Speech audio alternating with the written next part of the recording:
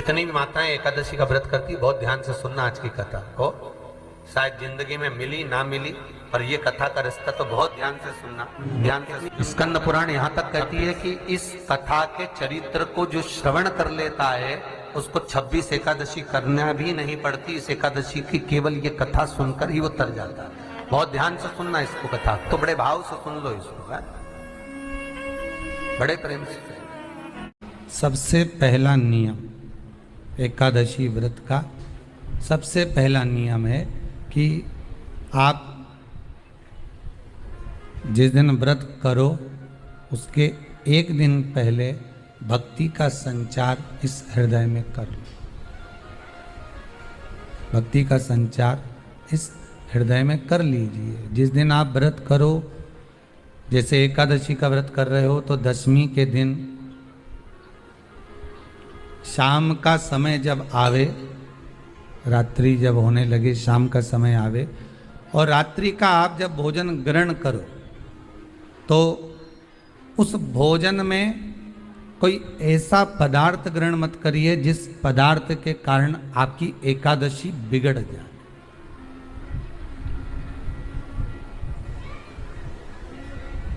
कोई बेकार भोजन में ग्रहण नहीं करना,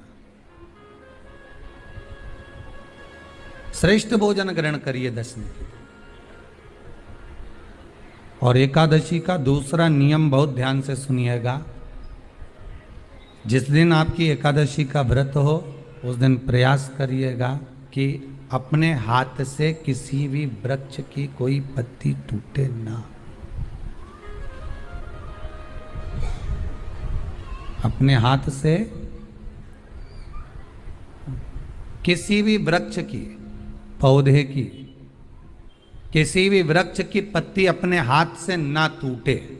बहुत ध्यान दीजिएगा महाराज। एकादशी का ये दूसरा नियम है कि अपने हाथ से किसी पौधे की, किसी वृक्ष की, किसी डाली की कोई पत्ती टूटे ना, कोई पत्ती ना टूटे, इसका प्रयास करिए।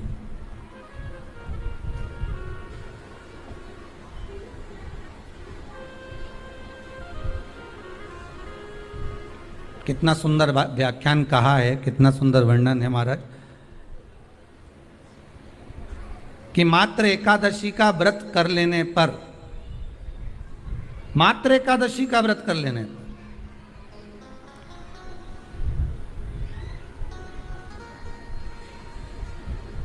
जो पूर्व में किया गया हमारा पाप कर्म है, हमने किसी जीव की हत्या करी है, हमने किसी को कष्ट प्रदान करा है, हमने किसी को अपशब्द कहा है, हमने किसी को ताने दिए, हमने किसी को आड़ा टेढ़ा कहा है, हमने किसी को गालियां दे दी है, मात्र एकादशी का व्रत ही कर लेने पर ये सारे जो दोष हैं वो समाप्त हो जाते हैं।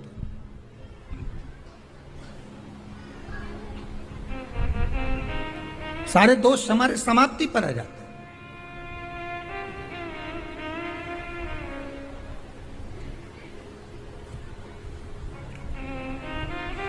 अब एक विचार करिएगा थोड़ा सा अपने मन में, अपने चित्त में, अपनी वृत्ति में एक बात उतारिएगा।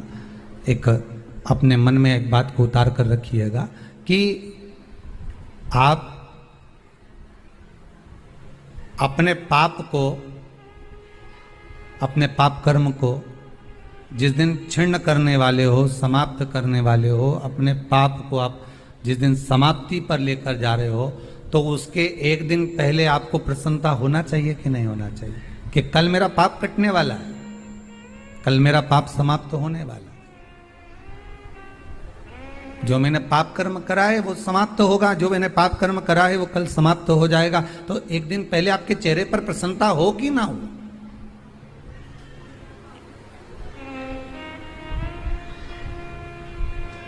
और चेहरे पर वो प्रसन्नता आपके आना चाहिए कि कल मेरा एकादशी का व्रत है, आज दशमी है, कल एकादशी का व्रत है, तो कल मेरी जब एकादशी का व्रत रहेगा तो मेरा ना जाने कितना कितना पाप, कितना असत्य, कितना झूठ, कितना प्रपंच वो समाप्त हो जाएगा। इसमें मुझे प्रसन्नता हो, इसमें मुझे आनंदता हो।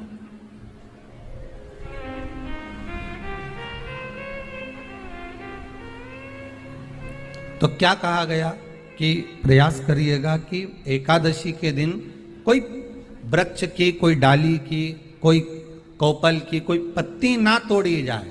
क्यों?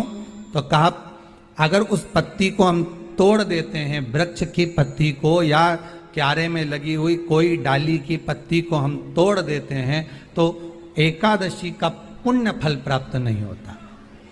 एकादशी का कोई फल हमारे खाते में नहीं जाता, पुण्य फल प्राप्त। अब फिर भले तुम चाहे तुमने मोरधन खाया हो, चाहे तुमने फिर चिप्स खाई हो, चाहे तुमने फिर व्रत का कितना ही सामान खा गए हो और तुमने सोचा कि आज मेरी एकादशी है, तो फिर उसका कोई फल प्राप्त नहीं है, उसका कोई सुख प्राप्त नहीं है आपको, फिर उसका कोई आनंद प्राप्त नहीं है आपको, तो उसमें कोई आनंद की अनुभूति आपको नहीं मिल रही। को याद रखिए, गौदान और एकादशी, श्रीमद वल्लभाचार्य जी ने मायावत का खंडन करा था जगन्नाथपुरी में, और श्रीमद वल्लभाचार्य जी ने कहा था एकादशी मरने के बाद मत दो, एकादशी जीते जी दो। कहा था कि नहीं कहा था? जीते जी दान करिए। इसलिए जगदीश में, जगन्नाथपुरी में एकादशी उल्टी लटकी हुई है। करें आपने दर्शन? जगदीश में एकादशी को उल्टा लटकाया। क्यों? क्योंकि वल्लभ ने कहा कि एकादशी जीते जी दो। कई पंडितों कहते हैं तुम्हारे दादाजी मर गए, जब 12वें का दिन होता है ना तो पंडित जी संकल्प छुड़ाते हैं, दो एकादशी। बड़े बेटे ने 5 दे दी, छोटी बहू ने 3 दे दी, उसने 2 दे दी, उसने 2 दे दी, तो क्या तुम्हारे दादाजी भिखारी थे जो तुम्हारी एकादशियां लेकर जाएंगे? और तुम कौन होते हो दादाजी को एकादशी देने वाले? तुमने कौन सा इतने पुण्य कर लिए जो तुमने एकादशी दे दी? एकादशी के दान की महत्वता श्रीमद वल्लभाचार्य जी ने कहा कि कोई व्यक्ति अगर खटिया पर सड़ रहा है, पलंग पर तड़प रहा है, हॉस्पिटल में पड़ा हुआ है, तो निवेदन है कि उसको देखने जाओ तो अपनी करी हुई एकादशी में से 2 एकादशी का दान उसको तुरंत दे दो। क्यों? तो जिससे उसको मोक्ष मिल जाए, मरने के बाद नहीं। क्योंकि मरने के बाद तो वो 10वें के दिन, गरुड़ पुराण में लिखा 10 दिन तक जीवात्मा घर की अटारी पे रहती है। कितने दिन? 10 दिन। 10 दिन के बाद जीवात्मा चली जाती है। कहां जाती है? उसको जहां जाना है। 3 दिन में उसको भोग भोगना पड़ता है जीवात्मा को। 3 दिन नरक का भोग भोगती है, उसके बाद स्वर्ग का भोग भोगती है। 18 दिन में ये प्रोसेस पूरी हो जाती है। कितने दिन? 18 दिन। 18 दिन के बाद में उस जीवात्मा को धान के खेत में पटका जाता है। किसके खेत में? धान के, चावल के खेत में। इसलिए कहते हैं एकादशी के दिन चावल मत खाओ। कहते कि नहीं कहते? और क्या कहते हैं? द्वादशी के दिन चावल खाना जरूरी है। एकादशी का पालना करना है तो द्वादशी को चावल का 1 ग्रास खाओ, तब द्वादशी को चावल खाओगे तो एकादशी लगेगी। चावल नहीं खाओगे तो एकादशी नहीं लगेगी। द्वादशी को चावल खाना जरूरी है। क्यों कहते हैं? क्योंकि धान के खेत में जीव को छोड़ा जाता है, उस धान के खेत में, चावल के खेत में जीवात्मा रहती है। उसको चिड़िया खाती है तो चिड़िया के रूप में जन्म लेता है, मनुष्य खाता है तो मनुष्य के रूप में जन्म लेता है। इसलिए एकादशी के दिन चावल नहीं खाया जाता, क्योंकि एकादशी के दिन हम चावल खाएंगे तो जीव हत्या का दोष लग जाएगा। फिर कब खाना है? द्वादशी के दिन। द्वादशी के दिन क्यों खाया जाता है?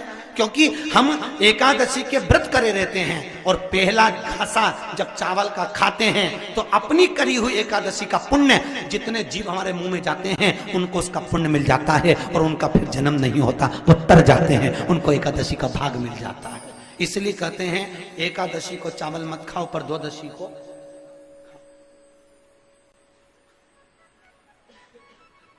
खाइए। 10 दिन तक जीवात्मा है, और आपने एकादशी कब दान दी? बोलो जम के। 12वें के दिन, 13वें के दिन आपने एकादशी का दान दिया, वो मिली उनको?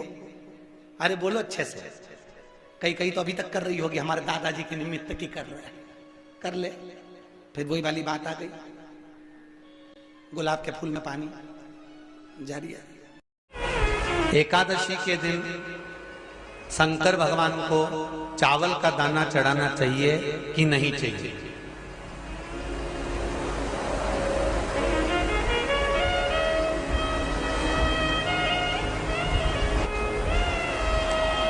बीमार व्यक्ति से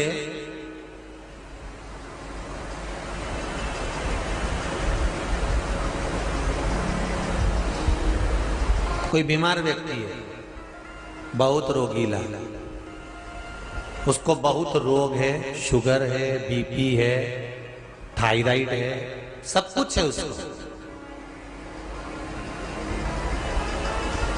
और वो रोगीला व्यक्ति जब डॉक्टर के पास जाकर पूछे, डॉक्टर साहब मेरी तबीयत ठीक नहीं रहती है, मैं बहुत कष्ट में रहती हूँ, बहुत तकलीफ है शरीर में।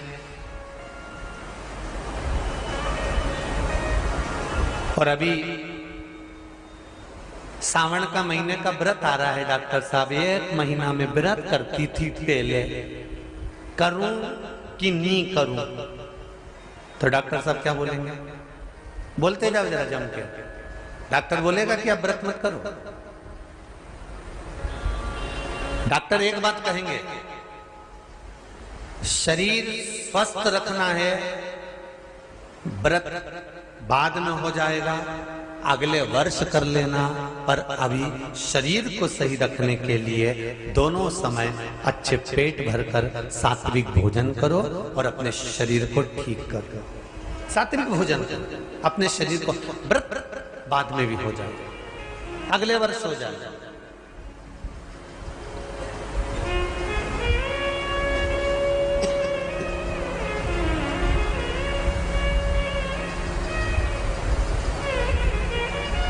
अभी तुम थोड़ा सवेरे 2 बिस्कुट ले लिया करो, सुबह नाश्ता ले लिया करो, भोजन ले लिया करो, फिर दोपहर में कुछ हल्का फुल्का लेकर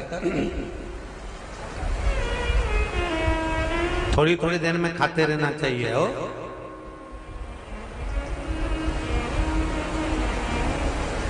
थोड़ा थोड़ा खाओ, थोड़ी थोड़ी देर में खाओ, एक साथ सुरसा जैसे मत निपटा जाए, थोड़ा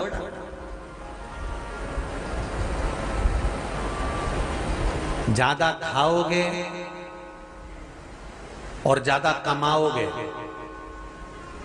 तो दूसरों को कष्ट नहीं होगा, कष्ट खुद को होगा। ज्यादा खाओगे अपाच्य हो जाएगा, रात की नींद उड़ जाएगी, शरीर में अच्छा नहीं लगेगा। ज्यादा कमाओगे, रात की नींद उड़ जाएगी, दुनिया की दृष्टि तुम पर पड़ जाएगी और तुम्हारी रातों की नींद। कमाओ भी उतना जितना खर्च कर सको और खाओ भी उतना जितना पचा सको। अति सर्वस्व वर्जक। डॉक्टर कहेंगे ये तुम्हारा व्रत जो है ना अगले साल कर लेना, इस साल मत करिए, इस साल तो आराम से भोजन वोजन करो तुम लोग, बढ़िया प्रेम से खाओ पियो। तो उसी तरह किसी ने पूछा कि चावल का दाना एकादशी पर भगवान शंकर को चढ़ा सकते? चावल का दाना शंकर जी को चढ़ाते क्यों है, पहले तो वो समझ लो। बेलपत्री का तो महत्व आपको बार बार बताया कि बेलपत्री शिव जी को क्यों चढ़ाई जाती है, कहीं रोग के लिए, कहीं बीमारी के लिए, कहीं किस कार्य के लिए, कहीं कोई कार्य के लिए, कहीं कोई कार्य के लिए। चावल का दाना अगर हम शंकर भगवान को चढ़ा रहे हैं तो क्यों चढ़ा रहे हैं, उसका कारण क्या है? चावल का दाना शिव को चढ़ाने का केवल एक कारण रहता है कि चावल को अक्षत कहते हैं।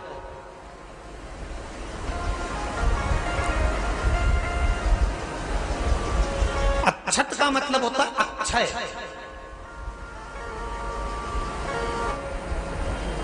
उसका मतलब क्या होता है? अक्षय, जिसका कभी क्षय ना हो। जब हम भगवान शंकर को चावल का दाना चढ़ाते हैं, जैसे बहुत ध्यान दीजिएगा महाराज, बहुत समझने वाली बात है, बहुत ध्यान से।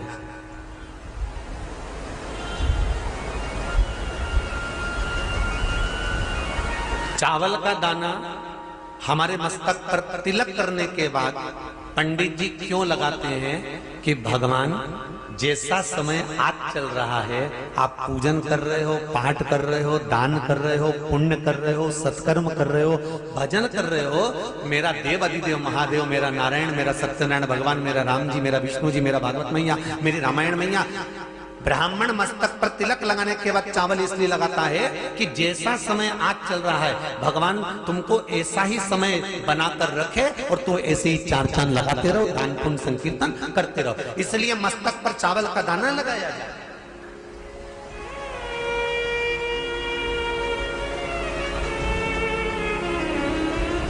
कोई मर जाता है, मरने के बाद जब तक पगड़ी नहीं होती तब तक माथे पर तिलक चावल का दाना लगाया जाता है। जम के बोलो जरा, नहीं लगाते।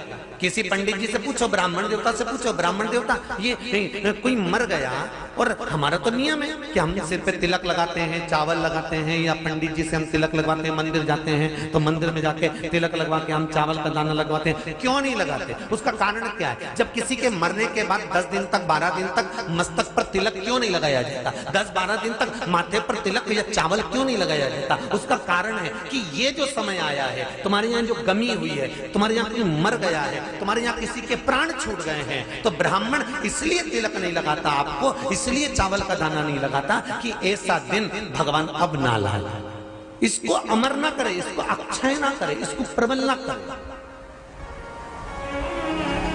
और जब चावल का दाना, तो यहां शिव महापुराण की कथा करी, चावल का दाना हम शिव जी को क्यों चढ़ाते हैं, भगवान को क्यों समर्पित करते हैं, भगवान के पूजन में अक्षत क्यों समर्पित करते हैं, चावल क्यों समर्पित करते हैं, उसका कारण क्या है? तो कहा आज मैंने जब चावल का दाना आपको समर्पित करा है, जिस भाव से, जिस विश्वास से, जिस श्रद्धा से, जिस मन से मैं आपको रिझा रही हूं, हे भोलेनाथ मेरी ये मनोकामना पूर्ण कर, इसको अक्षय कर देना, इसको अमर कर देना, बस इतनी कृपा आप कर।